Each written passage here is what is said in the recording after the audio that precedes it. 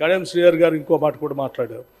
మరి మీరు physical deficit 53,228 కోట్లు చూపిస్తున్నారు చెప్పారు కదా, మరి మీకు ఇంత అప్పు యాడ్ నుంచి వస్తుంది, ఎట్లా చేస్తూ ఉన్నారు అధ్యక్ష? ఇప్పుడు అప్పు ఈ తెచ్చిన అప్పుల్ని కట్టడానికి అప్పులు చేయని తప్పట్లేదు అధ్యక్ష. డెట్ సర్వీసింగ్ మీరు తీసుకొచ్చిన అప్పులన్నీ కూడా ఇప్పుడు ప్రిన్సిపల్ అమౌంట్ అట్లాగే ఇంట్రెస్ట్ కూడా కట్టాల్సిన పరిస్థితి ఉత్పన్నమైంది అధ్యక్ష. ఇప్పుడు వాటన్నిటిని క్లియర్ చేయకపోతే ఇది చివరికి ఏమవుతుందంటే ఆర్బీఐ వాళ్ళు అసలు దీన్ని మనం వచ్చిన డబ్బులంతా వాళ్ళకే కట్టేసుకుంటూ పోతాం. చివరికి జీతాలు కూడా ఇవ్వలేనటువంటి పరిస్థితి వస్తుంది.